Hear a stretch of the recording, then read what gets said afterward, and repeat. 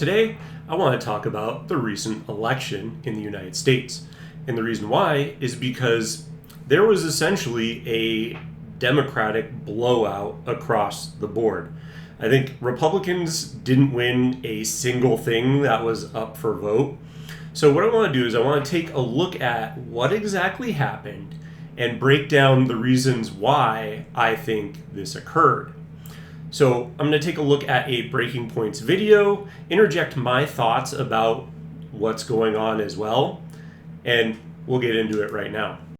Find the show. But yeah, let's go ahead and start with 2025. So much data to synthesize, to put together in a short amount of time, but we think we've done our best to pick some of the best. Indeed. So let's just go through some of the numbers here. So we all know it was a shellacking for the Republicans. Just how big of a shellacking? Well, here was one indication. We could put A1 up on the screen. So at the beginning of the night, I saw an election analyst who, like a Twitter election analyst who put this up of, okay, here's my metrics. If Democrats get, 0 to 3 of these different things, and it's things like, okay, Spanberger wins, Sherrill wins, proposition passes, et cetera. If they get 0 to 3, that's a pretty catastrophic night for them.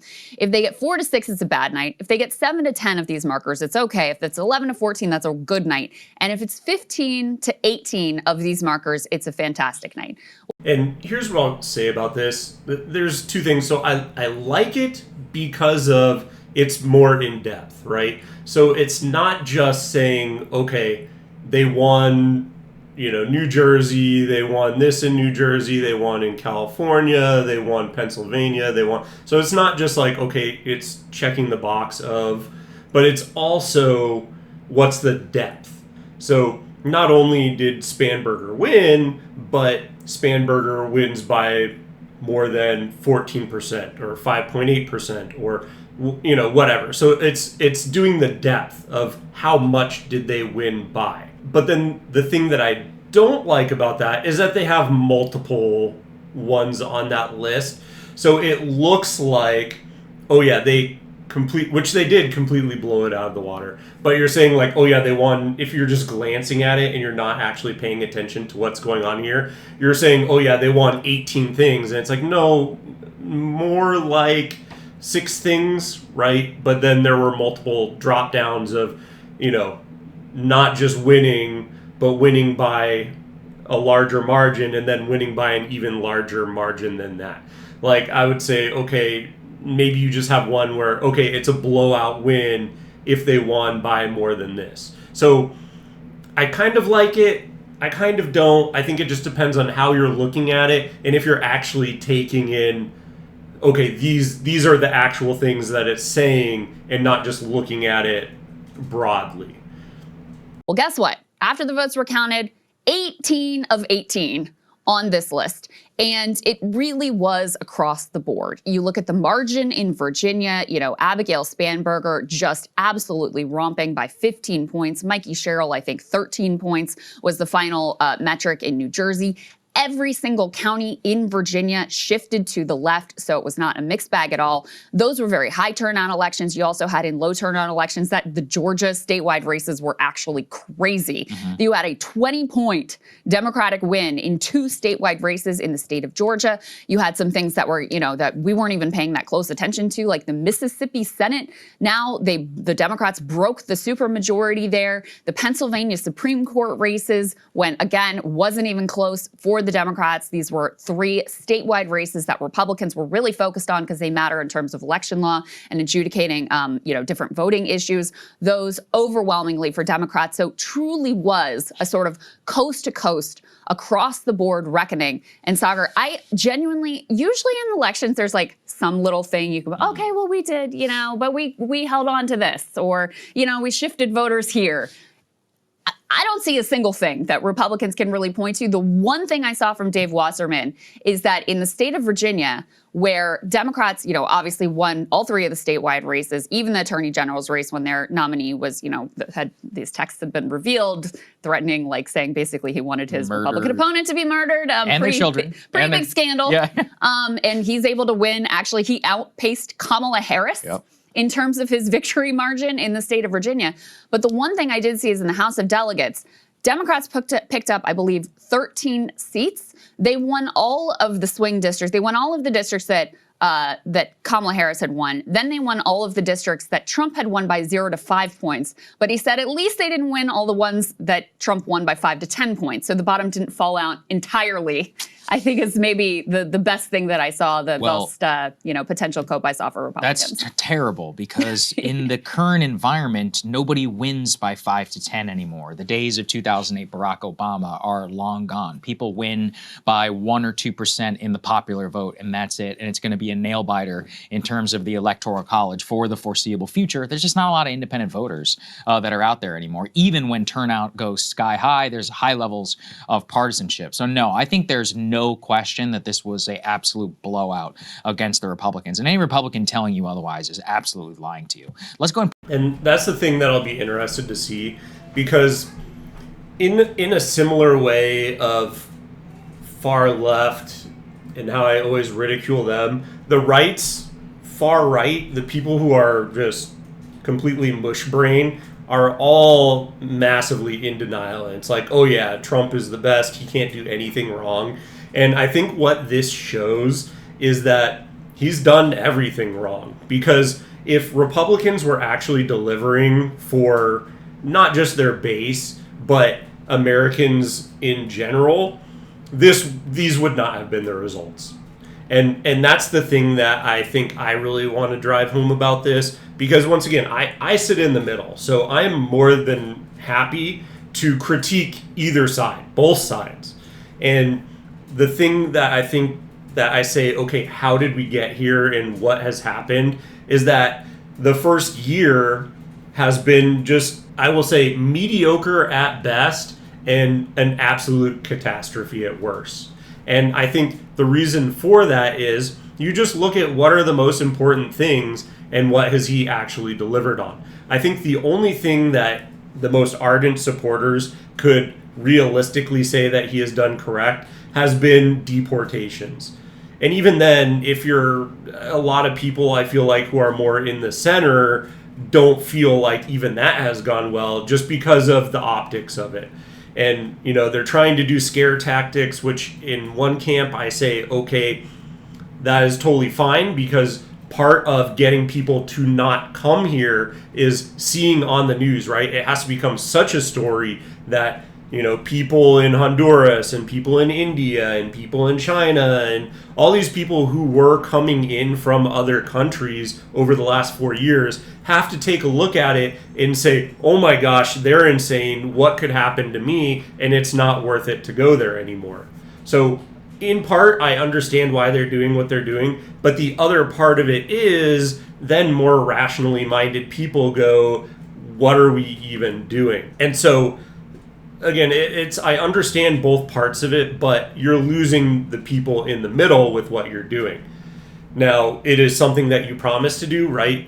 We need to get out 10 million people. This is what it's realistically going to look like. But it's just one of those issues where I see arguments from both sides. But that's where I think he's doing the best. Everything else, stopping wars, Jeffrey Epstein, disclosure in general. I mean, okay, he may have given the files to RFK Jr., but have those been released publicly? Has JFK been released publicly? Have aliens been released publicly? None of these things are being disclosed whatsoever. And so when you're looking at all these things that the base actually care about, getting foreign influence out of the government, all these things have not been delivered on. People's lived experiences, and this is, I think, probably the number one thing, people's lived experiences with the economy. As it has constantly been said, it's a saying for a reason, it's the economy, stupid. People don't feel well. Once again, I think for the last 3 weeks in a row, I have released videos basically grappling with what are the indicators saying that the economy is completely screwed. And when that is what people are experiencing, and they're up to their eyeballs in debt, and their credit scores are dropping because they're missing payments, and all of these things are happening. Jobs are harder to find than ever.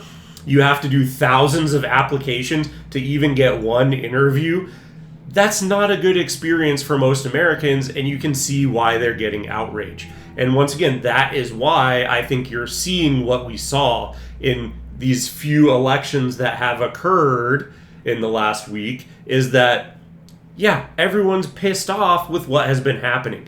And I said it when I did my election review, is it can sway back and forth real fast. And I think that's exactly what you're seeing, is that group of people in the middle, they went one way and voted for Trump overwhelmingly. And when they're not being delivered, and granted, a lot of these were kind of more blue-ish states to begin with, so I think you have to temper the expectations a little bit.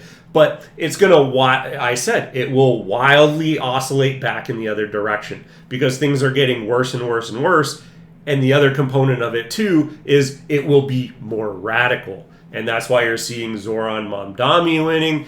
You're going to see, again, and it's going to be on both sides, you're going to see more radical people on both sides rising up and becoming the people who are winning the primaries, because those are the only people willing to say, forget the entire institution, forget, we need to buck the donor money, because that's how you're going to actually get votes. People are going to go to you if you're saying what's happening to you is not fair. And the thing is, people who are established and who are getting money from big donors are not allowed to do that. So like in the election in 2024, when you were seeing Kamala running, she started out with messaging of affordable housing and, these sorts of things. But then donors probably came in and said, knock that off. She stopped, and then basically the bottom fell out. No one was feeling good about her. She's not running on being any sort of change from Joe Biden and what was going on under the previous 4 years. Well, then she gets stomped. Same thing that's happening. So that's where you're going to see Mamdani's coming out, is because people are fed up with what's going on. No one wants to address the elephant in the room, that people's lives, whether you are feeling it or not, the average American is just having an awful go at it right now. And those people are going to crawl over broken glass to vote for someone that promises, whether they're going to actually fulfill it or not, promises to make some sort of change in their lives to help them. Because the lived experience is no one's doing that right now. They're just screwing them over at every opportunity possible. Put the next one up on the screen, because this is the most important one, actually. You've heard it here before on the show. The NBC News exit poll shows that voters who dislike both parties break for Democrats. And the key behind that is that a lot of Republicans were trying to hang their hat on the fact that Democratic approval rating is actually lower in some cases than Republican approval rating. But the case of that is that many of those are partisan Democrats who are fed up with their own party. That doesn't mean they're not going to come home to vote. Now, a lot of Republicans... And I think this is exactly what I was saying, where it swings. Again, they went for Republicans because they felt they were getting screwed over. But if you don't deliver for them, if you don't give some sort of, because what have people actually benefited from during Trump? Like the average American, like ask yourself this question. What has the average American actually gotten out of Trump? Like, okay, we've gotten hundreds of billions of dollars in tariffs. Has any of that went to the average American to help them out? No, the government's just sitting on that pile of money right now. So when you're looking at this kind of stuff, like none of it has actually materially benefited the average American. So then what's going to happen? They're just going to swing wildly in the opposite direction and say, well, screw you. Nothing that you're doing is helping me. And so that's what, when you're saying, when you have a large proportion of the population who dislikes both parties, which is exactly what this headline is saying, they are not going to have any sort of loyalty to either group. They are going to be more willing to swing back and forth and vote for, okay, you're not doing anything for me, Republicans. You haven't done anything for me in the last year. Well, now I'm going over here to the Democrats, and that's who I'm going to vote for. And that is exactly the point that I am making. I think people are becoming more and more disenchanted with both parties, as especially people in the middle who are willing to vote one way and then the other way. And they say, okay, they're more objective. They're more able to look at, how is my life? how are things going? Like, the dumbest people are dug in on either side, and they're just going to continue to vote that way. They don't actually pay attention. But the people who are, you know, hey, I'm an independent, or I'm a centrist, or, okay, I registered as a Republican or a Democrat, but I'm willing to take a look at, okay, what is my actual experience and how am I feeling about the economy? And then I'm willing to cross the line. Those people are becoming more disenchanted, in my opinion, and you're going to continue to see more of this until someone finally delivers for them. Republicans are fed up with their party as well, but they are not coming out to vote. So if you put that together, you see a supermajority, really, of a lot of the people who came to the polls who are basically anti-Republican. That's very different than being Democrat, right? It's kind of like how we've talked about MAGA, very distinct from the Republican Party brand. And I do also think that's a key element of the story. The low propensity voters just didn't come out. It's not a surprise. It's off your election. A lot of the Democratic coalition is a lot of people who are college educated, people who read the news, who are much, much, much more tuned in to the election, not to mention the fact that they have something to vote against. And if you're a Republican, you have all three branches of power in that. And that's a thing to keep in mind is, yes, during it's not even the midterms, right? So the people who are going to come out and vote, unless you're getting mail-in ballots or something like that, like I got one, there is only one thing on my ballot. And would I have went out and went to an actual polling place to vote on one thing? No. Like, so during the midterms, I think there will be a much larger turnout, but really, and once again, this is to temper the actual results of this in, you know, hey, like, let's not, you know, if you're a Democrat, don't get too excited. Like, yes, it went very well for you, and I think it is, you know, it should be a red warning sign to Republicans that, hey, in the next year, you better deliver, because otherwise you're going to be completely screwed when it comes to the midterms. But the people who are showing up and voting in these things are the most, it's like, okay, like if you're a Republican and you're going out to vote and you don't feel that great about what's been going on in the last year, you're just not going to show up. And that's where you're seeing the Democrats come out, because it is an off election where you say, I'm completely sick of what's going on. Again, the people who are paying attention the most, and I need to be, you know, it's my civil liberty and I need to go out and I need to participate. Those are the people who are going to come out, and that's why you're seeing such an avalanche on the Democratic side, is because it's the people who are most passionate, who are, you know, that's why you're seeing a blowout. And so once again, it's just temper the expectations for what's actually going on here.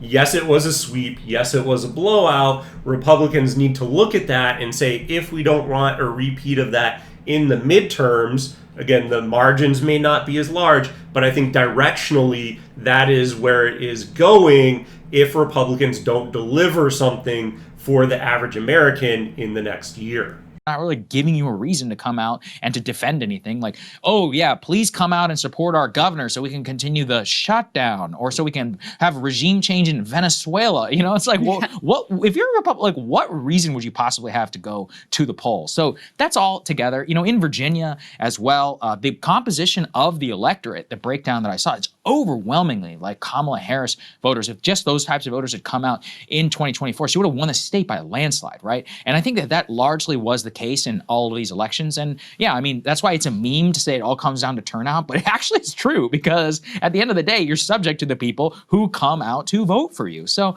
I think that's really the story of this entire night of 2025. And the Republicans are in big, big trouble on a number of issues. One is the shutdown, and two, and we're going to get to this here in a little bit, they are turning themselves into Joe Biden. I mean, and here's the other thing I'll say about that as well, is if you're just kind of status quoing it, you are way more at risk of being held captive by the market and what's going on in the economy. So yes, it is the economy stupid, like I said, but the other part is like, okay, if Republicans came out and actually gave us disclosure about all these things, if the Republicans came out and we're no longer in wars, which is Never going to happen because of the military-industrial complex. But if they did that, if they delivered these other things that, okay, the economy might not be going that well for most Americans, but they're delivering things that we want and that are on our checklist of like, these are things that actually matter to us. That's when you get people to come out. And that's when you have people feeling better about your party. But when you deliver none of that and you're just status quo and you're literally the same as the Democrats have been the last 4 years, where, okay, it's just a ship and it just basically feels like autopilot. You're not doing anything different. Then that's when people start getting disenchanted with what you're doing, and where they say, okay, well, now there's literally no difference, and so I'm going to try something else. And the thing is with that is, I think people have actually there is a way to correct the way that the economy is going. But again, that would require, in my opinion, just radical change, which I think there is no stomach for right now. Like, the only way to get that is literally to replace everyone in Congress completely with millennials and younger, basically. Because the problem is everyone is so captured and bought and paid for that there's no real regulations that are going to be put in to break up monopolies and all the things that would be required to actually create a functioning, healthy economy. So the economy is just it's continuing on a trajectory that is unchangeable. And you're just kind of riding it out. Like, the people in charge have very little. I mean, once again, they could change the actual reality, but they're not going to. There's absolutely no way. So the only way to make people feel better, once again, is to deliver on your other promises, which have not happened. Once again, aside from immigration. And so, yeah, you're basically at the whims of what happens in the economy, which you have no real say over, no real sway over. Like, the interest rate, I think, has been proven to not do anything aside from destroy the average American's ability to afford a house. So, yeah, that's exactly what's happening, is they're at the mercy of the economy, and the economy is not doing well. When you're chart posting about why the economy is actually good, you're dead. You're long gone. I mean, and especially when you lived through defeating a president previously where Bidenomics was a ridicule. It was literally a term of ridicule. And every time one of these pansy economists would come to the White House podium under Biden, I mean, you know how many of these we covered? They're like, actually, the economy is good if you look at it compared to this. Or if we cut things off right at COVID, then it shows like an upward trajectory. Well, they're doing the exact same thing. And so, yeah, it's all bad. It's all bad. Yeah, and that's a joke, right? Anytime you're having to do that, it will make zero difference. The only people who believe that are people who are not under the effect of what is going on in the economy right now. Like, if you're retired and your stock portfolio keeps going up, well, then you're going to believe that. But if you are actually out there trying to find a job, if you're doing any of these things where you're actually being affected by what is actually going on in the economy, you're not going to buy that. No one's going to buy that. You can lie to me all day long, but when I'm having to apply to 1,500 jobs to get one interview, when I'm having to, I have this degree from a college, but I'm doing DoorDash, or I'm driving for Uber, or I'm whatever, having these lower end jobs because there just are none. Well, then guess what? You can't lie to me and make me feel that what you're saying is the actual truth. And the people who are trying to sell you this are so disconnected from that reality that they don't understand how ridiculous that actually sounds. Because it does.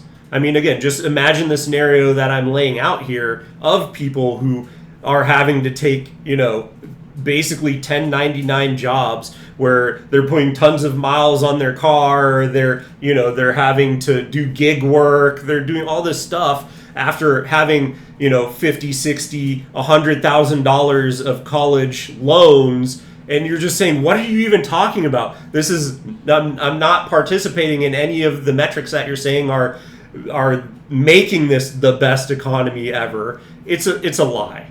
It's just a complete lie. And once again, people are so detached that are spinning up this tale that they really either are maliciously lying to you or are just, once again, so far detached that they don't understand people's actual lived realities and what is actually happening in the market. Bad in every direction. They've got, to say work to do presumes it can be fixed. I think this cake is baked for 2026. I mean, not everything is certain in politics, but you know, even if you did okay, you were probably still looking at losses. And that's exactly what I'm saying, because no one has the appetite to make the changes that would actually be required to upset the apple cart. And that's the thing, is what Trump would have to do now to catch up, because everyone's already super pissed off. Like a year is possible, I think, to do it, but you would have to come out like gangbusters immediately. Like you had all three, right? You had the House, you had the Senate, you had the presidency. There is no excuse why you couldn't deliver basically whatever you wanted. And especially with the way that he's going out and doing all these executive orders, like, you could have delivered a lot. And so it looks doubly bad for you when you deliver nothing. And people are feeling the same or worse than they were a year ago. And so, yeah, for you to come out and deliver nothing or make things worse, well, now it looks, again, the amount of work that you would have to do in the next year is going to be absolutely staggering. And I think, prediction now, a year, if nothing changes, it will be a bloodbath, like completely. It'll be almost a complete clean sweep for the Democrats, and it will be, at that point then, Trump is completely a lame duck. And if there's not already a basically Great Depression at that point between then and now, which I think, once again, going into the holiday season, and by the way, I am starting to see a lot of articles mentioning that AI, there are a lot of, I might have to do a video about this as well, but the AI bubble is looking like it's going to completely explode as well. There are a lot of very troubling signs that are paralleled with the housing market from 2008, 2009. And that is what it's looking like right now. And so I think that bubble will be very primed to pop, and then everything goes. And then, by the way, then if there is a huge romp by Democrats in the midterms, Trump is a lame duck and nothing will get done. So just that, painting the picture right now, that is a very real reality, that unless massive changes happen, which a lot of it is, in my opinion, the economy, that will be, I think, the main thing that would make people feel better and start. But the thing is, the AI cat is already out of the bag. Things are already moving in that direction with layoffs. Things, I think, will only get worse. I don't think there is a realistic scenario that I could envision where the things that need to get done would get done to help Americans feel better. That's just my opinion. That gerrymandering, I would be feeling real uncomfortable. To gerrymander seats in Texas, 52-48, Ohio potentially in play, Sherrod Brown. There's a number of Senate seats. And that was my take on the gerrymandering, is if you try to redraw lines thinking that, oh yeah, we won this by, whatever margin in 2024. I think 2024, like I said, with the swinging, I think there's going to be more wild swings right and left. I think it's going to continue in that direction. And so for you to try and gerrymander in what I think was a wild swing to the right, if you're looking at, oh yeah, how did these votes play out, when what I think what happened was kind of a wild anomaly towards the right. If you're trying to redraw lines, I think you're going to lose a lot of them in the midterms going the other way. You can't count on those voters and try and draw a thin margin of victory. It's just not going to happen. Like, absolutely not. And so for you to count on that and think that that trend will continue in that direction, absolutely not. I think you should be, if you're trying to do that and you're a Republican, you should be very concerned / aware that you may lose all of those. So don't think that it's such a sure thing that you can just redraw all your lines based on what happened in the last election. What I would say is, if you're trying to gerrymander and draw new lines, draw them based on what 2020 looked like, because that, I think, is what you're going to see again. So just that's my take on the gerrymandering thing. I think people get way too excited, and as there's more violent shifts from side to side, trying to seek out some sort of reprieve, well, guess what? You're going to be less able to count on gerrymandering and taking a look at the most recent round of electoral results. Susan Collins, she's gone. The only question is who's going to who's going to take her out. I'm sure that'll be clipped when Susan Collins wins. But no, I think actually, right, do you though. remember they clipped us saying Susan Collins would lose whenever she did win? So I don't that's in remember particular that. why Susan Collins' campaign actually clipped that. Well, so to bolster your point on gerrymandering, because Republicans are being very aggressive with the way that they're drawing these districts. And the assumption underpinning that is that any Republican is going to be able to more or less maintain the Trump voting coalition from 2024. Mm-hmm. I don't know why they think that that is happening. And, if they were unclear on how much people have shifted away from Trump and how much, look, it's never been the case that a generic Republican is able to pull together the same coalition as Trump. Yep. But also a lot of those voters have moved away from Trump too. And the thing is, I think, is once again that center group. Because in my opinion, number one, it's the economy, stupid. Things were not going great under Biden. And then also all the transanity, we'll call it. Transanity, it just pushed people violently away from the left. It's like, first of all, the economy is not doing well, so I'm willing to jump ship on you. But then transanity, yeah, we're flying in the other direction. But as we're not seeing as much, the gender identity politics and all that kind of stuff, you're not hearing about it as much because Trump struck a lot of it down.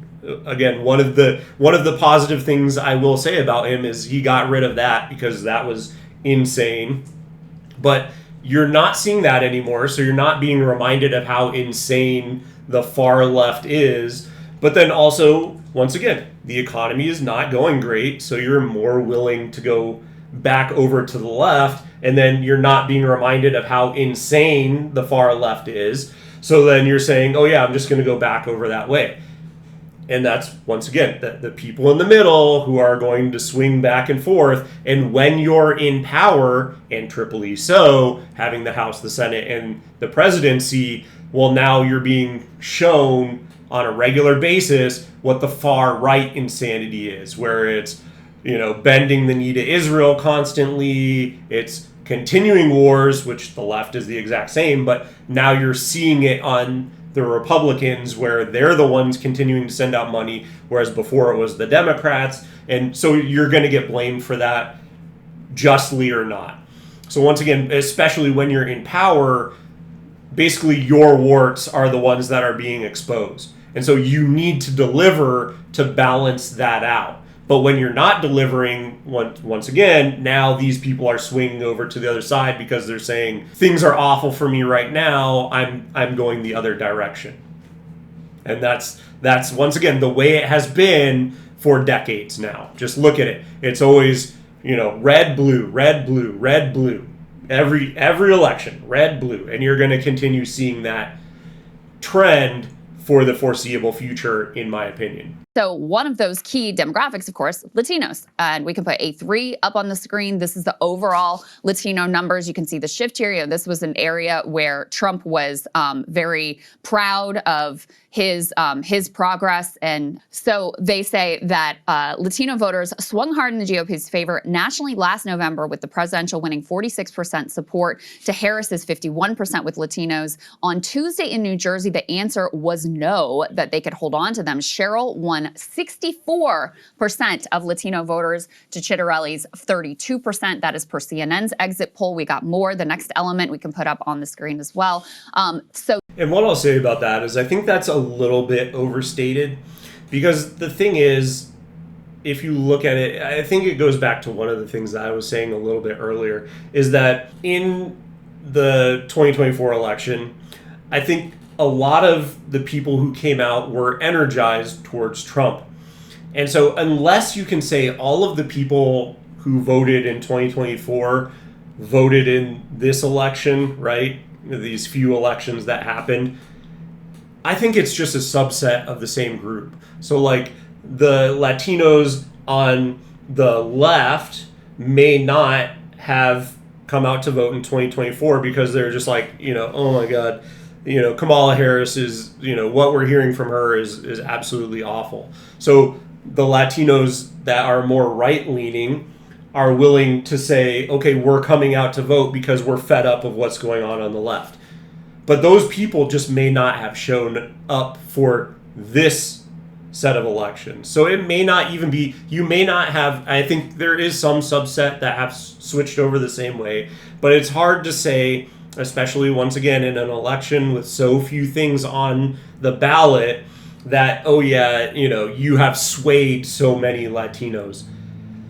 I think that is a bit of an overstatement, and once again, just temper expectations for that kind of a thing, because that may not be what's actually going on here, especially in an off-year election and, all the caveats that have been listed already. This was Steve Kornacki, I believe, polled all of his municipalities that are 60% plus Hispanic. So you can see in 2024, Trump even won one of these districts, Passaic. Trump got +7.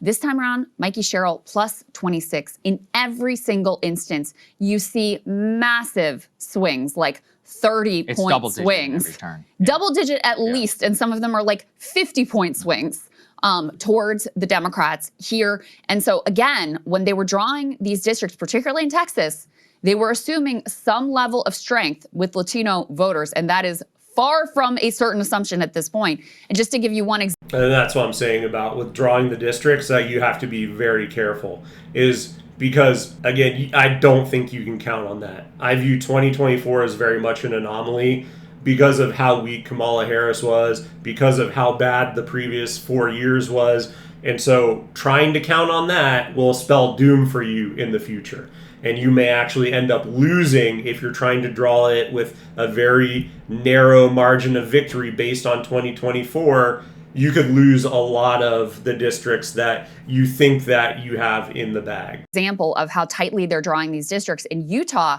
they drew 2 districts that are now swing districts. One of them was Trump +2, and the other was Trump +6. Democrats now have a real shot to pick up 2 seats in the state of Utah because of the way that they drew these maps. Meanwhile, you have the California ballot proposition passed overwhelmingly. Crazy turnout to go and vote just for this one proposition. That was wild to see. So California is going to be aggressively redrawing their maps. Virginia now, Democrats have a large margin in the House of Delegates, in the legislature, and of course all statewide offices. They're also looking at redrawing their maps. There's another of. And once again, I would caution it in the other direction as well. Although, to be fair, what I will say is that it will be a much longer ramp of Democrats being blamed for what is going on. If they don't deliver, if they continue, same thing, if they continue on the same trajectory that they have been going on. Because right now, Trump is receiving all the blame because he's the figurehead, and the House and the Senate, and they have all these things, right? But the left, if you're drawing your lines in a similar way, it could come back to haunt them as well. And the other thing I'll say is just on gerrymandering in general, both sides shut up. You're both dumb. You both have done it forever. Trying to blame one side or the other or having hysteria about it is laughable at best. Like, you both do it, shut up. You're literally the kettle calling the pot black. Like, I don't want to hear any hysteria from either side. And also because, oh, by the way, it could very easily backfire. But once again, on the Democrat side as well, if you're trying to draw your districts and say, oh yeah, we can draw the maps this way, well, guess what? You could get just as screwed when things swing back towards the Republicans. So be careful what you wish for. Maryland is also jumping in the fray as well. So what Republicans started, Democrats have now joined the fight, and they're drawing maps that, given the national climate, are much more likely to work out to their... Yes, okay, they may have started the fight in this round of it, but once again, it has been happening for decades. Like, give me a break. Both sides do this. And if you look at the cities who are or the states, I guess, that are the most flagrant, where it's like, oh yeah, there are 0 Republican seats in a state where it's like 40% Republicans, it's Democrats. So again, both sides do it. Give me a break. You're both insane. Like, it's just, it is hilarious to me when anyone tries to frame it as, oh yeah, it's retaliatory. No, you both have been doing it, so shut up. Advantage. So it is not crazy to think at this point that it could actually be the Democrats that benefit from this overall, we're all going to redistrict everything right now in this particular moment, given how much the Trump coalition has already fallen apart with Latino voters, also with young men, by the way. And that's only because of the moment. In 7 years, when a Democrat gets in and once again they fail to do anything, there will be violent shifts back in the direction of Republicans as well. So do not get captured in this moment. Temper all of this with, temper your expectations. The problem is no one is wanting to deliver for the average American. And as long as that holds true, it's just going to be a back and forth. Nothing that you do will go far one way or the other. No one is staying with Democrats. No one is staying with Republicans that has half of a brain. It is not looking like this was a wise direction for Republicans. Definitely. Yeah, so the case that really needs to be, hammered home here is that the Republicans fell victim to the same mindset that the Democrats did in 2008 of demographics of destiny, right? They were assumed white working class would always be Democrat. They would add an increasingly large coalition of Latino and black voters, and thus they would win. Well, Republicans now learned in Texas that over a 5-year period, a significant part of South Texas Latinos started to vote Republican and just assumed they would vote Republican forever. Now, considering that they voted for Hillary by some 40 points, why would you ever assume that, right? I mean, it's so stupid. It actually begs like how you can professionally even be in this business. But it does really demonstrate also the folly of assuming that anyone is ever for you all the time. I also think, with the sample, one of the things that's really important as I underscored, to say it's been a Latino swing, it's about the Latinos who turned out to vote. So 2 things. Yes, on the swing, right? Because that's exactly what I'm saying. It's going to violently swing one way or the other. And it will continue to do that. And the thing about that is, think about the time frame that it would take someone to actually change their mind about something. Like, that is the thing that I think you have to think about. And so, like, are they actually changing their mind and falling in line? Or are they just, things are not going well, I need to vote for something else? Probably the latter there. Probably number 2. And so, yeah, that's exactly it. And then exactly what he just was starting to say is the subset of the group that's actually coming out to vote. I think that plays a much larger issue in this than people probably want to admit, because the amount of people that actually go out and vote is actually pretty small.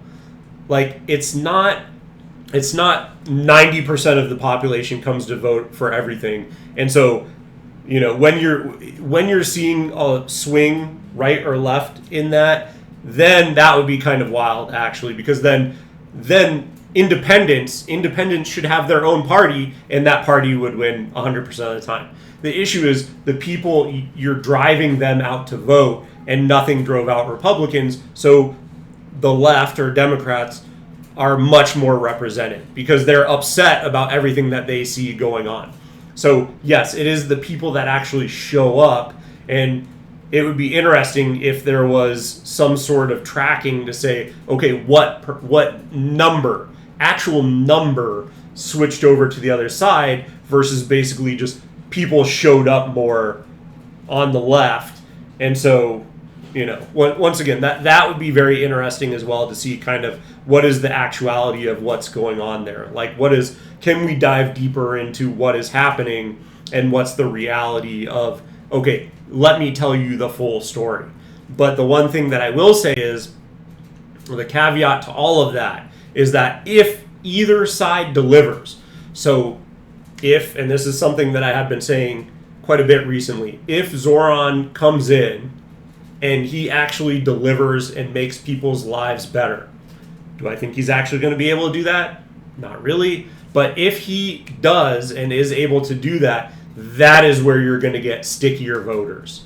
Because that is when they're going to say, oh yeah, I have universal child care, I can afford to actually have children now and have them taken care of, and I can work my jobs, and my rent is frozen so I can afford to still stay in New York City, or whatever it is that is happening that has made their lives materially better. And it could come from the right as well, right? I'm not saying that it's only in one direction, but using Zohran because he's kind of the measuring stick of someone who's at least proposing and providing a radically different ideal from the status quo. If anything like that delivers, that's where you're going to start to get stickier voters, where they're not just going to swing back and forth.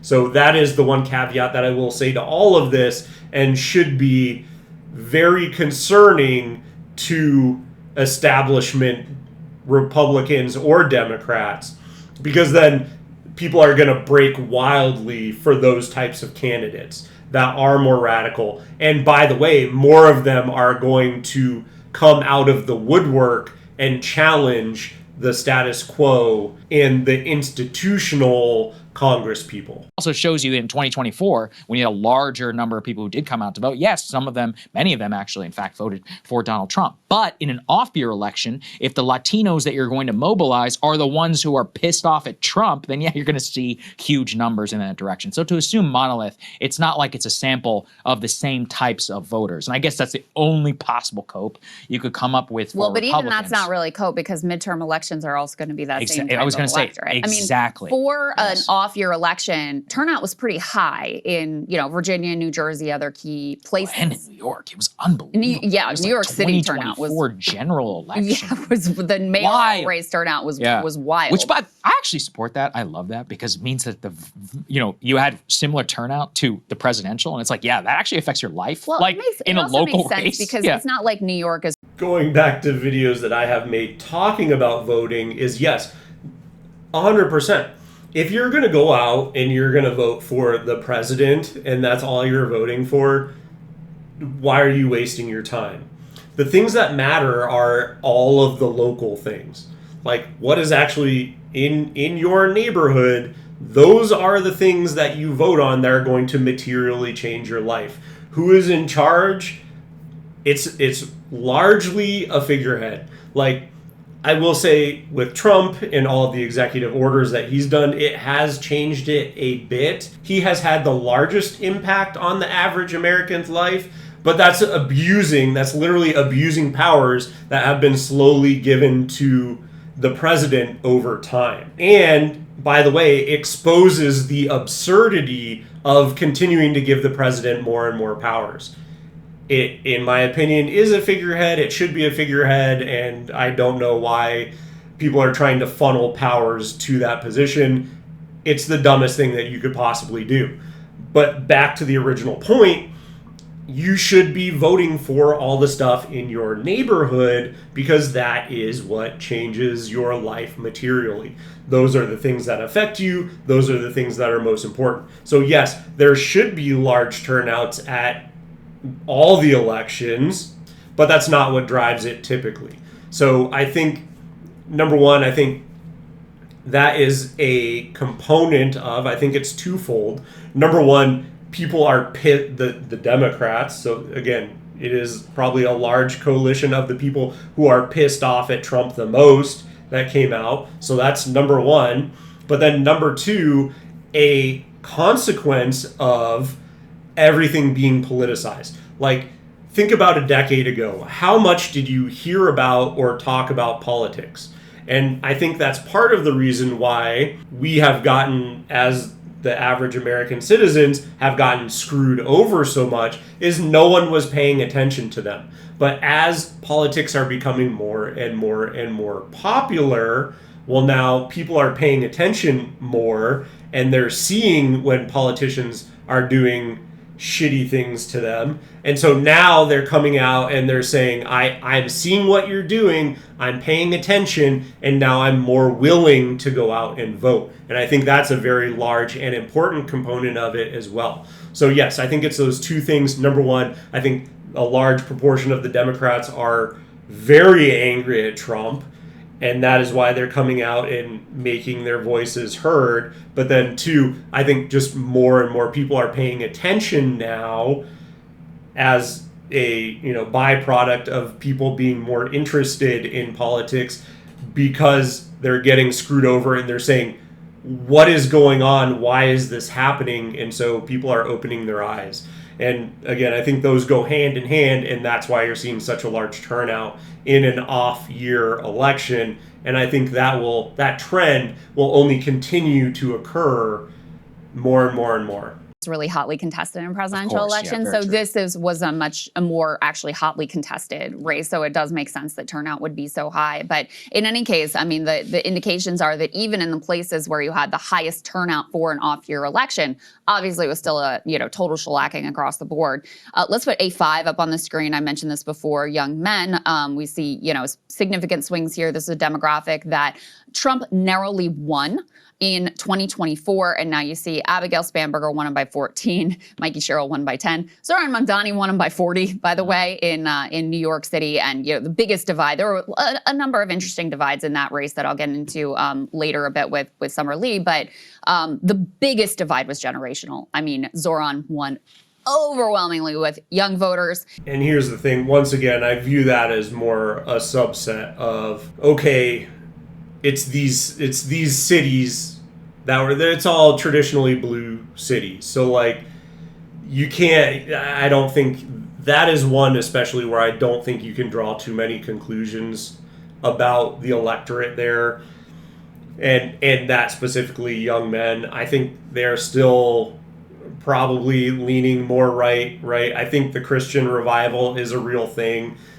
I think it's the states is the biggest issue on that one, and who came out because who was energized, and et cetera, et cetera. So that one I would say is I would be the most skeptical to really draw any conclusions from those statistics. And Cuomo won with older voters. So that was, the biggest divide to take out of that race in particular. But you can see that we covered even before the election the way that Trump's approval rating has fallen off a cliff with young voters. He's now in the 20s when it comes to his approval rating with young voters. Again, this is a demographic that Republicans were very proud to have. And that was what I called out as well in my video about the Trump election and okay, they're swinging this way.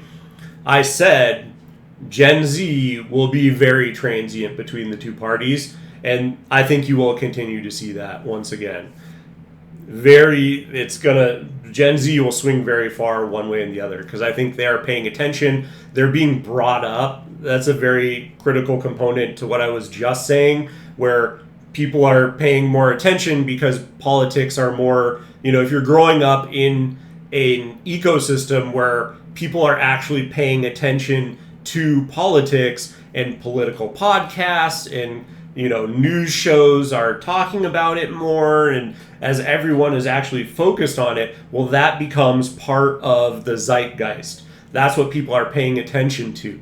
And so they're going to be more willing to swing one way or the other when they see a party not delivering for them. So once again, young men, I would kind of say, pump the brakes on being too excited about that, but it will swing back and forth. I think that is the generation where they are most primed to swing violently one way and then the other. Improve significantly with, especially again, young men. And you can see that those gains have largely significantly evaporated. It's the same thing, guys, as to the Latino. It's the young dudes who are going to be pissed off at Trump. The young guys who like Trump or were Trump there probably just didn't come out to vote. So it's going to be skewed toward the Democrats. And then even with the swing ones, look, at the end of the day, that's all that matters. Like, it's not like all young people voted in the 2024 election, same in 2025. But if the people who do come out to vote are overwhelmingly going to be polarized, in particular from social media, from activism, whatever, then of course, you're going to have a huge drop in that. So yeah, it's a huge problem here because there was a level of online enthusiasm for the Republicans in 2024 that evaporated in the span of a year. It's honestly impressive to torch yourself that quickly. And let's think about the reasons why. There's been so much analysis online. My personal favorite, by the way, is that Republicans beefing with each other is why Republicans didn't come out to vote. I was like, yeah, for sure. That's definitely the reason why. Or maybe it has to do with a monomaniacal obsession with Israel for an entire year. And the fact is that the basics of life have not changed at all. There's no optimism that they will change at all. There's no plan to make it so that they will change at all. So one thing I appreciate about the younger generation is that they are cynical to the point of, if you don't do something for me very quickly, I don't believe you anymore. Because at a certain point, we've seen the movie so many different times that after the one big beautiful bill, you're like, look, I've explained it here. We only open the tax code once every 5 years. So they opened it, and that was it. And we got extension of the tax cuts, and nothing is really changing in terms of housing policy. And I think that's a very smart point to make, is that I think that's where a lot of people got very disenchanted with what's going on is, when the one big beautiful bill came in, and people might have been excited about, we're going to go in and we're going to actually make cuts with Doge and this, that, and the other. And then one big beautiful bill comes in and just, again, there's no change in direction from where we have been going. It's just continue to ramp up the debt. People are not feeling great about that. Once again, these are things that people may not have been paying attention to 10 years ago, where we just continue ramping up and up and up the debt. And a huge talking point is the military now has $1 trillion budget. These are things that people are hearing about and they're getting pissed off about. And when, once again, you're saying, people are understanding that just printing money for war is impacting them with inflation. Now that people are starting to understand these things, they're seeing you do this. And once again, there's no break in what you have promised. When you're saying, and granted it was more in 2016, but when you're saying you're going to drain the swamp, when you're saying you're going to make all these material changes for people that are going to actually help them, but then you just become a swamp creature yourself, well, then people are going to see that. There is no break in the things that they are understanding to make their lives worse. And when that is happening, well, guess what? Now we're going the other direction. Now we're going to, hey, exactly like I said, we're done with you. We're done with you. We're no longer interested in your lies. You can't keep this facade afloat. You can't put this facade on and fool us anymore. And now we're going to the other party to hopefully get some sort of reprieve to what we're experiencing right now. Industrial policy, whatever, anything, whatever the basics are. Interest rates are not going anywhere, as we've explained here as well. Trump can, to the best of his ability, try, but the tariffs complicate that story as well, which also, at the very least, has either made things more expensive, but has injected an element of chaos. And so the full picture means that if you voted for Trump because you wanted to try and buy a house and you thought that he would help you economically, that story is basically dried up. And at this point, you don't have enough trust for the next 3 years to put into the Republican Party generally. Yeah. There you go. And also, look, if you were kind of like a vibes voter, which, you know, I mean, based on the sense of the podcasts and him, you know, having a lot of success there and going on there and getting support from that world. I mean, we've been tracking the way that they've shifted, right? Yes, and the way that, and I think this is where things like the Epstein Files actually do make a big difference, because obviously the fact that you credibly put yourself out there as this very anti-establishment figure, you're gonna be different, you're gonna be exposing the secrets, all of that stuff, and then you come in and you're like, nope, not releasing the Epstein Files, nothing to see here, and by the way, I'm in the Epstein Files. Yes, I do think the Epstein Files make a difference. I've made many videos on them, so like I'm in that camp, right, where it pisses me off. But at the same time, Trump did not actually, he dragged his feet on the Epstein Files because yes, he is in them. So of course, I was under no false pretenses. That one I thought would have to be a painstaking battle to get the Epstein Files out. So like that one I'm less upset about, but people in general, yes, are going to be upset about it. You can't really tag him for that one, right, in my opinion. Yes, people will still be outraged about it because they want it released. But of course, Trump is going to drag his feet. He doesn't want it released. He's going to basically obstruct it at every turn. His sycophants that he has inserted in the FBI, as the DOJ, in all these positions, people who kowtow to him, bend the knee, will do anything to stay in his good graces. Those people, of course, are not going to actually do anything that's going to harm him or make him look bad. So, once again, the Epstein Files is kind of like, I do think it has made an impact to people, but it's not something that I think is realistic that you should have expected to come out from Trump. Just once again, because he is in them. In what capacity, who knows, whatever. It could just be money laundering. It could be that he was doing bad things to children, underage girls. Who knows? We're uncertain. But at the very least, he is in them, so he doesn't want them to come out. But the other disclosures he did promise he was going to release out, nothing. Absolutely nothing. And so that is where you go, oh yeah, this is an issue. And oh, by the way, like those other ones, 100% people are right to be outraged about those. But anything, again, he made a lot of promises. And this is the thing is, the vibes base or whatever, I don't think it's as much vibes as it is he wrote a bunch of checks and we have yet to cash any of them. And so when you know, in the past, status quo, things are going generally okay for the average American. When you're promising a bunch of things and you only deliver one or two of them, my life doesn't suck, whatever, okay. But when you're saying you're going to do all these things and you're not delivering on them, and people's lives are going horribly, right? The average American, younger Americans are just having an awful time with the economy and with jobs and with all these things. Well, then you're not fulfilling your promises and people's lives suck. And so when that happens, people are going to become more outraged. Like, you can't just fulfill one thing and get away with it like you used to be able to in the past.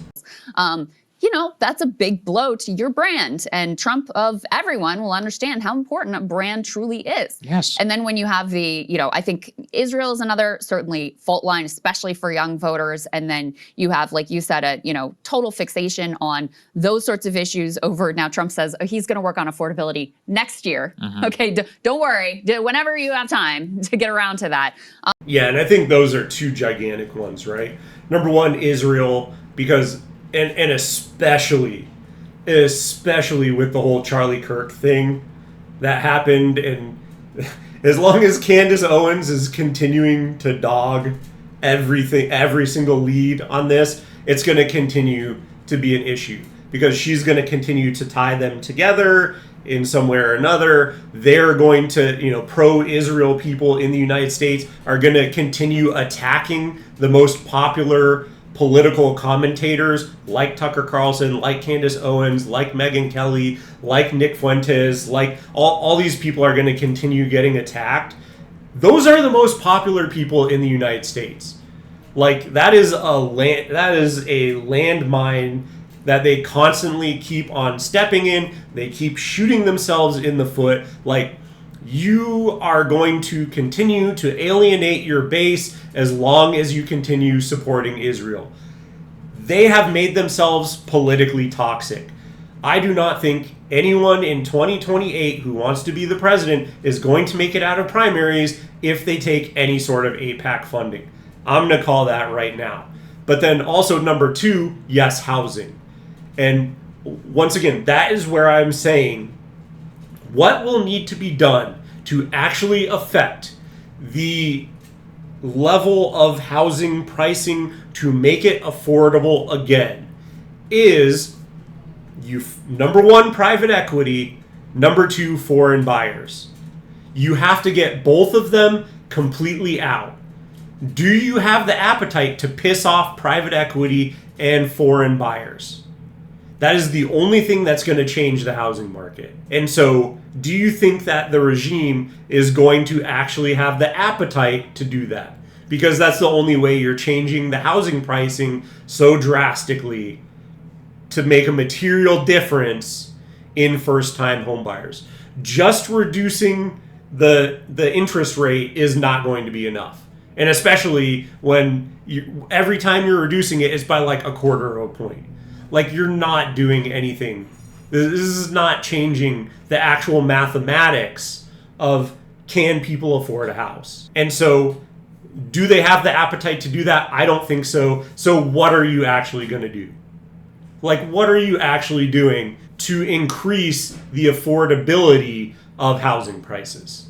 So all of those pieces come together where, if you're someone who thought he seemed cool going into 2024, you're no longer necessarily feeling that way this point. If I think back to a year ago, and if I think back to the vibe election from September to November, which was like the height of what it all was, ultimately, why did the podcast Young Guys generation back Trump? I think it's because there is something exciting about anything revolutionary, which seems different. This is the same of the Zohran Mamdani phenomenon. Yeah, it is different. You can't deny it, right? You can't say that a Kash Patel and a RFK Jr. and all these people, Tulsi, it was, you'd never seen anything like it.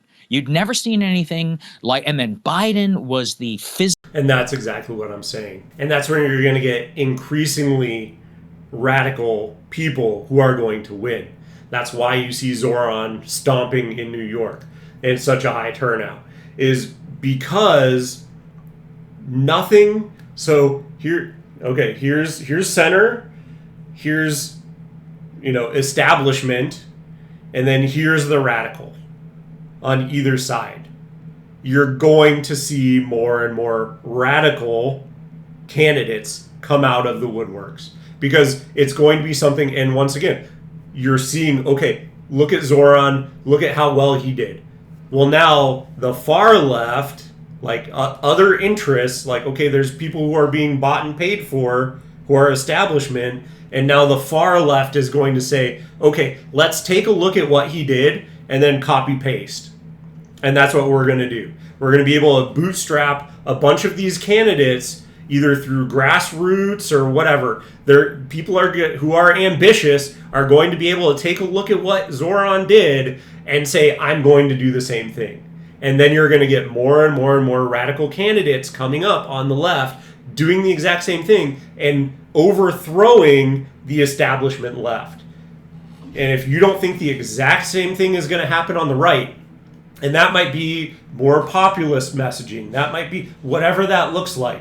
Like it may not be the exact same messaging, right? Because a lot of those are kind of like, rent control, buses, like some of those things are very unique to New York City, but you may see universal child care. There may be things like that on the right that you're going to see candidates saying the same thing and uprooting and upsetting the establishment Republicans as well. And once again, I think that's a trend you're going to see more and more and more with new candidates, especially if Zohran or someone like him can deliver and actually fulfill his promises that he has made. Because then you're going to see and say, he did what he said.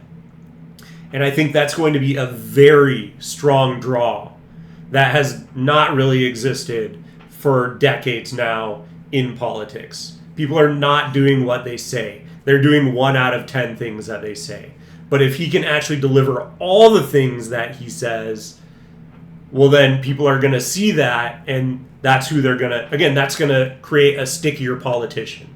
That's where you're going to say, okay, I'm willing to vote for him because he does what he says. And I think that's a huge thing that has been just completely absent from politics for a long time now. Physical embodiment of an ossified political establishment. Kamala Harris was the embodiment, again, of just being handed something because of the color of your skin and of your gender. There was no competitive primary, and it was just foolish. Everything that was vibes based around And that's the thing, like, if you don't think that suppressed voters on the Democratic side, you're insane.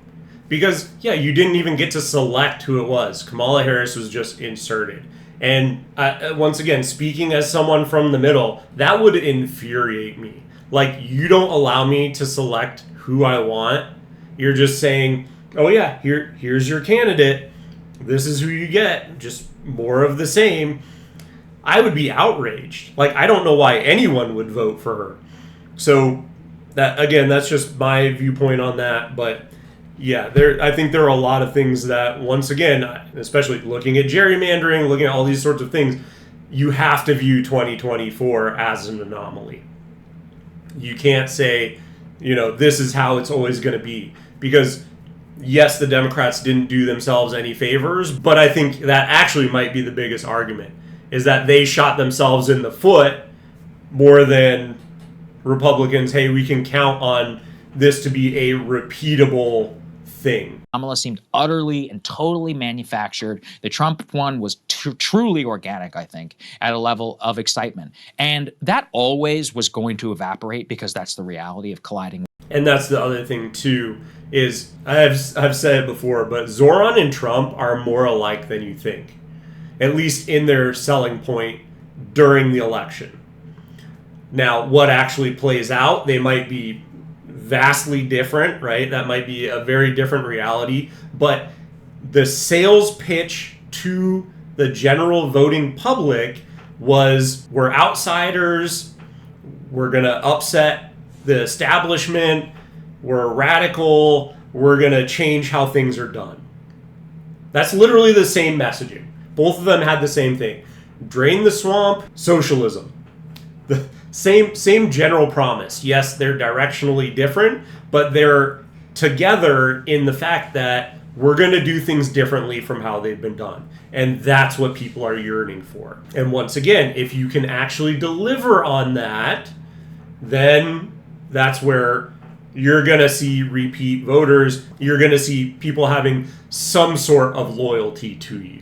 With power and of actually having to make decisions. Like, it turns out you can't appease Tulsi Gabbard and Marco Rubio in the same coalition. Shocker.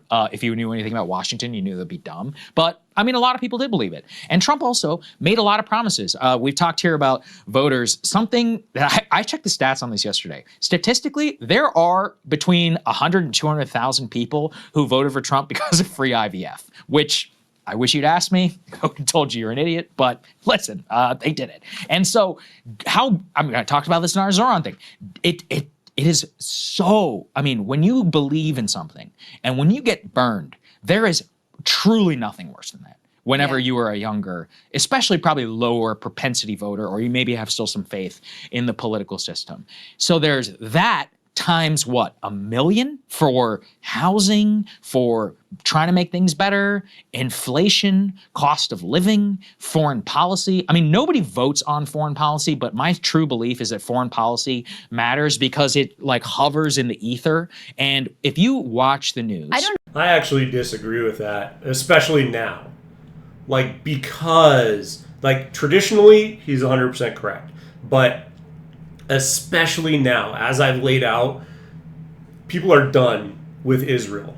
Specifically Israel. Anything else, I don't think so. But I feel like Israel has such an outsized impact on the government because they're just so open about it and they're so unabashedly pro-Israel that it is toxic. It's completely toxic. And the voters once again, in my opinion, are getting radicalized against anyone who is still in that camp. Because they're saying, like, before it might have been like, oh yeah, like, I don't want there to be any foreign influence. But when you're seeing it so nakedly obvious for Israel, time and time again, this has been going on since, what, the 80s, right? Maybe even earlier. But it's just now where it's become so apparent, I guess I'll say, right? Where, and especially, once again, the Charlie Kirk thing blew it up more than anything. Like, I feel like that has created a complete firestorm around it. Because the inclination of Israel, just traditionally, has been cancel Nick Fuentes, right? They tried to constant cancellation campaigns. Right now, Tucker Carlson did an interview with Nick Fuentes. Is like all the pro-Israel people in the U.S. are trying to cancel Tucker Carlson. First of all, Tucker Carlson is way more popular than anyone who is pro-Israel in the United States. Literally anyone. But now, once again, you're further radicalizing people against your cause. That's causing people to say, these people are insane, get them out. They're trying to, destroy the people that I care about, that I feel like have my best interests at heart. And you just want us to send more money and, fund a genocide and all these things that are now just, again, it's a completely different landscape from what it has been the last 40 plus years. You can't, if you're trying to cancel people who are wildly popular, that's not possible anymore. And the more you do it, the more you're going to piss off Americans against you. So just FYI, if you're, a pro-Zionist person here and you somehow come across this video, it might be a good idea to chill out and shut up. Because your tactics that you have been using are not going to work anymore. So just, again, word of wisdom from someone who's watching it unfold and is watching the radicalization against Israel. So yes, he's correct. It may not have been an issue before, but it will definitely be an issue from here on out going forward. I agree that nobody votes on foreign policy. Well, Think of the Iraq War. So that's kind of the thing is, nobody in normal times votes on foreign policy. But when they do, they vote hard on it. And I will not say Israel is the number one reason that Trump lost yesterday in the 2 days ago in the 2025. But I do think that it's the economy, stupid. So yes, he didn't, but it's not helping.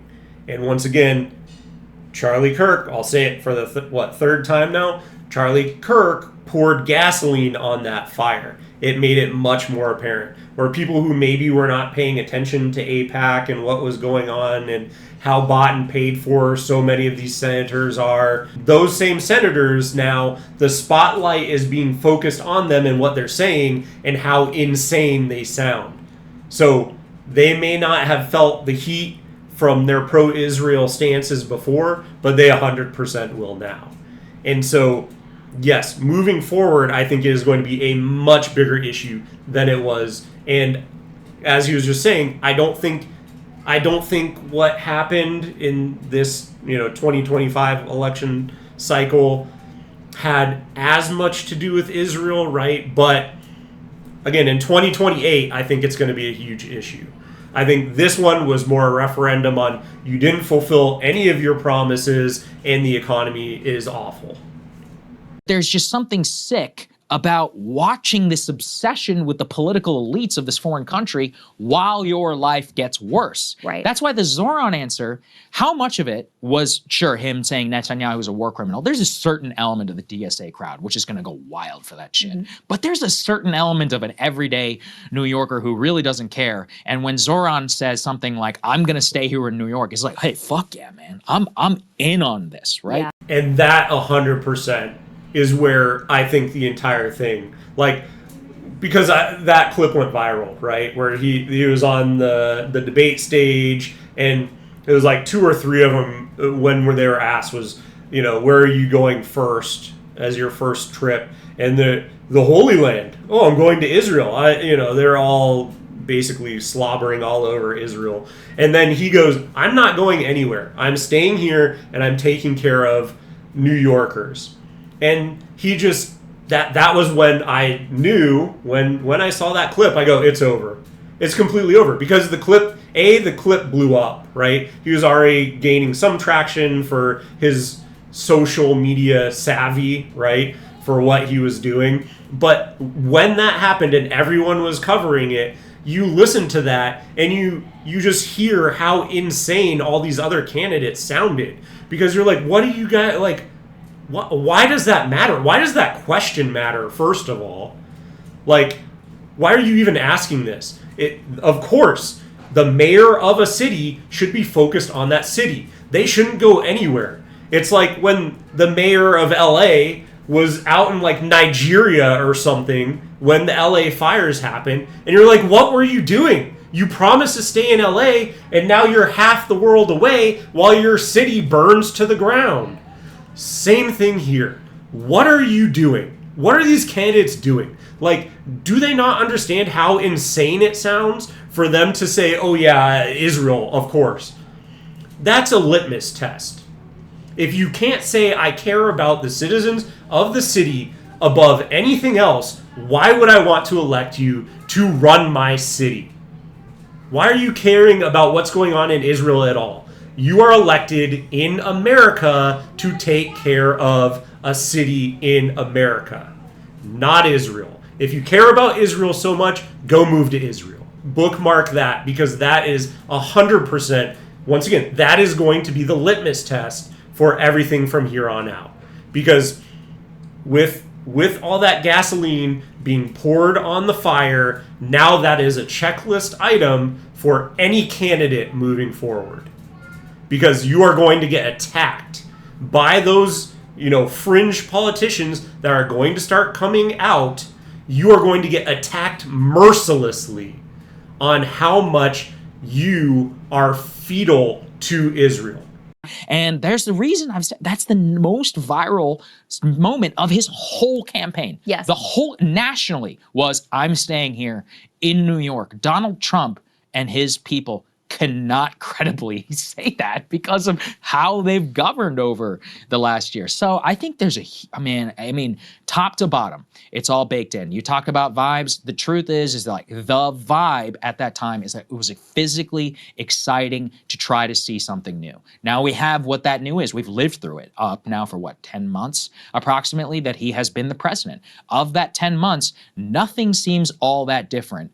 And if it does, it's worse. So it's like in a worse Israel direction, it's worse economy direction and or flat, which in my opinion is worse because it means that nothing happened about it. And then also, I talked about this immigration. Remember during LA, I was like, the warning is chaos. Is the people who were pissed off about immigration were mad at the chaos of the border under Biden and of the uncontrolled, unlimited amount of migration into the US. But this time around, every fucking story that you read is about chaos with I said this, the video says that they're lying. I mean, how many TikToks are there floating around? I just saw this morning some ICE agent in Chicago charged with a DUI. This is what I'm saying. After he left the Broadview facility. Exactly. Another one was out there bragging about what a good marksman he is after he shot a woman 5 times. I think, and to that point, this is what I've been thinking about. And that's what I'm kind of saying is like with the optics. Insane. And that is the biggest issue with it is like go about doing what you're doing, but when you're doing it and you're trying to draw attention to try and scare people off from coming here, these are to an average, middle of the road voter, this seems insane. Like just wildly crazy about the things that are going on.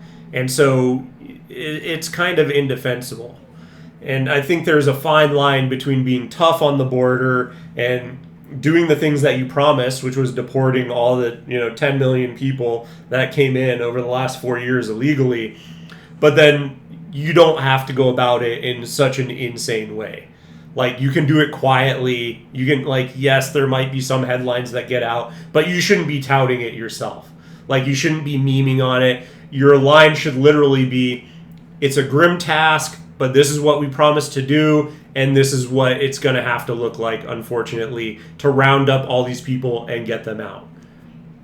So, yeah, by going scorched earth and by making it, hey, it's just this spectacle, and that's not what you should have been doing. But I don't get paid to consult for them, so, who are they going to listen to? It's the people in charge. And they think that this direction is best, and I would just tacitly disagree with them. People, not just Americans, I think people in general will accept a lot of authoritarianism if the trains run on time and their material conditions are it's called China. But, they aren't in it for the authoritarianism's sake. And that's effectively what the Trump administration, instead of making your life better, right, dealing with healthcare prices, dealing with cost of groceries, dealing with education prices, dealing with just generally the sense that things are going to be harder for my kids than they were for me. The AI apocalypse, they're ushering in the AI, taking all of your jobs. So instead of doing anything, they thought it would be enough to have these images of, and this authoritarian crackdown, like that's what people really elected them for. No, people are actually willing to tolerate some of that if it's making their life better. Yes. But you can't have that for its own sake and think that that is going to appeal to people. People are going to fucking hate that, and they do. And that's kind of the message that I've been saying throughout is, you need to be delivering on other things. Like, you made all these promises and you're literally not delivering on any of them. And then, oh, by the way, also, there's, the Trump coin, the Melania coin, the, pardoning CZ, the Coinbase CEO, like, they're /founder. Like, there's all these things that you're doing that, once again, just look so corrupt. And or just dumb. Like, Trump just recently came out after he pardoned CZ and was like, I don't even know who that is. You're literally, that is on par, in my opinion, with Biden auto pen. Literally, that's what it is. That's what it seems like to me. So, like, you're just making yourself look stupid. And at a certain point, I wonder if Trump even cares anymore, or if he was just glad that he got back in, he got reelected, and just like, okay, well, I'm going to go off and play golf and allow all the people that I appointed to kind of figure out and, do whatever their personal pet project is. And, every once in a while I'll have a say on something, but it doesn't really, I don't really care, and I'm not actually willing to try and effectuate any sort of positive change. I honestly question that. And that's probably not a great place for you to be at. And so, it just, to me, my general read on it is, he doesn't really care. He's just trying to peddle favor, which was a huge problem that I had with Biden, allowing his son basically trading on their name and, getting all the sorts of kickbacks and stuff like that, and getting out of being prosecuted for doing illegal things. And that's the same exact vibe that I'm getting at Trump. And again, that if everyone else feels the same way, you can see why the results were what they were. I think the big verdict here is on the Trump economy. But but the authoritarian crackdown piece, first of all, that demotivates their own base, who have been upset about the free speech abuses and some of those things as well. But even more importantly, you are going to energize the hell out of the opposition. They are going to come, they will crawl over broken glass to vote your ass out. They will, that don't tread on me instinct runs deep in America. And so if you are triggering that and you are not giving anything on the other side to compensate for it, and meanwhile, throwing yourself Great Gatsby Halloween parties while the food stamp benefits are being cut and air travel is chaos and federal government workers are... When I saw that, the party, that one, like, in the grand scheme of things, I saw it and I was like, how tone deaf can you be? That's literally the same thing. I said the Democrats shot themselves in the foot for 2024. Trump completely shot himself in the foot.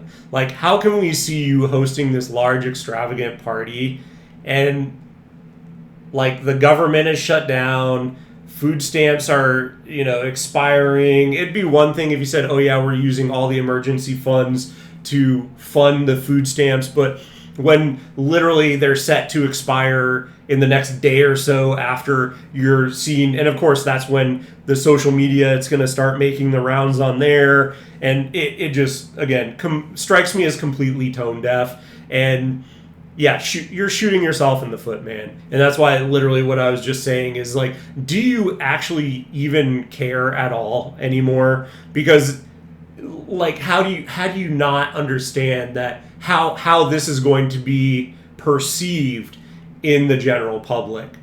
Like, people are going to be missing their food, things are completely unaffordable, and you're just like, oh yeah, Great Gatsby, like Gilded Age, Roaring 20, like what? It hurts my head to even think about. Because it's just so, again, tone deaf. That's the only word that you can use about it. Furloughed, building yourself a multi-hundreds of millions of dollar ballroom, gilded ballroom, and demolishing part of the historic, nature of the White House. It's like, I actually saw voters reference that in their vote. Yeah. Because I think those images do touch something deep. I mean, it does feel directly like this Gilded Age thing, where they're out there partying in this incredibly opulent way in his gilded, golden White House. And you're struggling to make ends meet, and there's zero sense that anyone is doing anything for you. Her saying that just popped into my mind. When do you think we start rounding up tributes to send every year to the Capitol to fight for their districts or states? I guess maybe we can rename states into districts, and then we can send a boy and a girl. So we'll have 100 candidates go out there, 100 tributes go out there, and they can fight for each of their districts.